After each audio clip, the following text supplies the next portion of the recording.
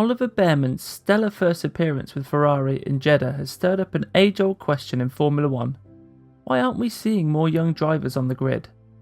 I mean, instead of these veterans who've been around the block a few too many times, wouldn't it be awesome to have more young blood injecting some new energy into the mix?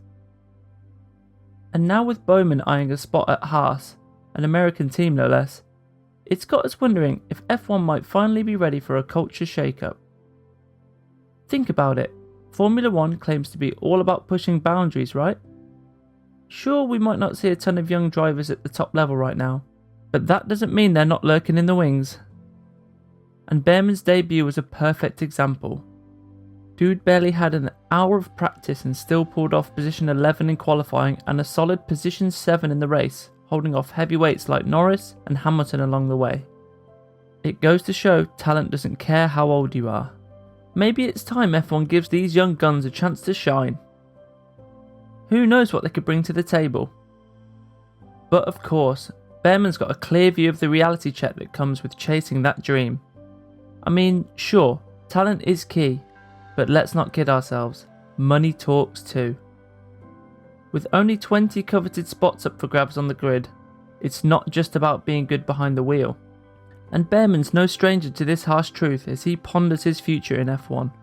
He knows he might end up in the queue alongside other talented drivers like Felipe Drugovich and Frederic Vesti, recent champs from F2. Here's what's going through his head. I don't know what else I can do. I don't think I'll be in F1 for the rest of the year, so my goal was to do a great showing this weekend, and I think I did a decent job. That's all I can do. I'll keep pushing and crossing my fingers.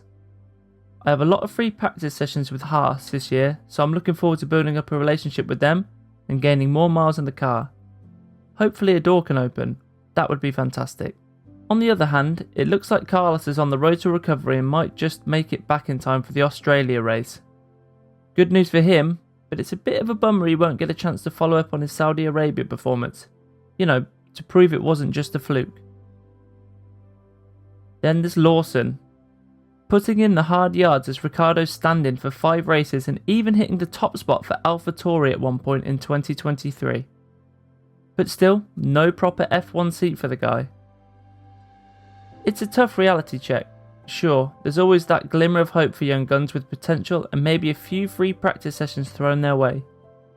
But let's be real, only a handful of them have what it takes to break into F1 solely on talent. Money talks, my friend, and sometimes louder than talent ever could in this game. Oscar Piastri and Mick Schumacher are among the few who have gotten where they are based on merit. It's pretty rare, but hey, they're living proof that it's not impossible. But let's talk about the other side of the coin. Drivers like Ricciardo, Bottas and Magnussen, they've been around the block no doubt. But lately, it seems like their fire's been fizzling out. Ricciardo went from being a podium regular to struggling at the back of the pack, and Bottas isn't exactly setting the world on fire these days either. It's like they've hit a speed bump in their careers, you know? And it's not just about skill anymore, it's about the burning passion to keep pushing. Ricciardo's future's up in the air, with whispers of a potential move to Red Bull if he can start pulling some strong results out of the bag this year. And then there's Magnussen, bless him. He's back in the game, but stuck at the tail end of the grid. Haas's policy doesn't exactly roll out the red carpet for young talent itching to break into F1, does it? After trying out 2 young drivers, the American squad decided to steer clear of rookies and stick with experienced drivers. And while this approach isn't necessarily wrong, Hülkenberg scored a point for Haas in Jeddah with a clever tactic involving Magnussen, it does limit opportunities for fresh talent elsewhere in F1. It's frustrating to see drivers on the grid who aren't necessarily the best fit for their role, but are mainly there because of money. Take Lance Stroll, for example, whose father owns the team he races for. This situation further blocks opportunities for young talents like Felipe Drugovich, despite him being an F2 champion. Even though Drugovich signed as a reserve driver for the team, it's tough for him to get a proper shot. On the flip side, Logan Sargent's journey might give hope for F2 talents, but let's not overlook the role money plays in his career. While he wasn't expected to outperform Albon or be as slow as he was in the debut year, his early career was funded by Williams, which explains their investment in him. So while it may not seem logical in terms of results, it makes sense for Williams to support him, considering their history together. However, the reality is clear. There are many drivers on the grid who don't deserve their spots, overshadowing the young talents waiting to shine. These rising stars are eager to prove that there's more to Formula 1 than just the current 20 drivers. This situation not only hinders drivers who have had multiple races to prove themselves from securing full-time F1 seats, but also goes against the interests of young drivers. Take Nick De Vries' case for example. Despite being much younger than Bearman and other F2 champions, his brief stint with AlphaTauri didn't go well.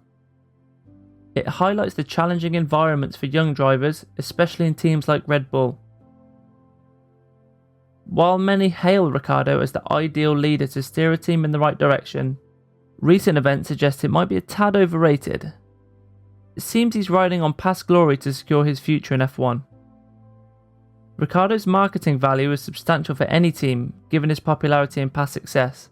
Similarly, Bottas benefits from being part of a team with a strong history in the sport, which elevates his marketability. This underscores that F1 isn't always solely about racing and discovering new talents through lower ranks like F3 and F2. It's also about retraining drivers who bring in significant revenue due to their popularity, both on and off the track, such as through appearances on reality shows like Drive to Survive.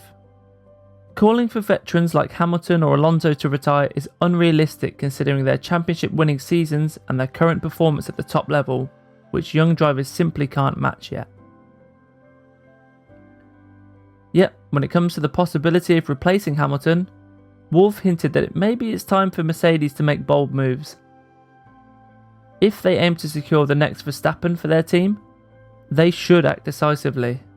This brings us to Andrea Kimi Antonelli, who bypassed F3 and jumped straight into F2 with Premier Racing, one of the most competitive teams in the championship.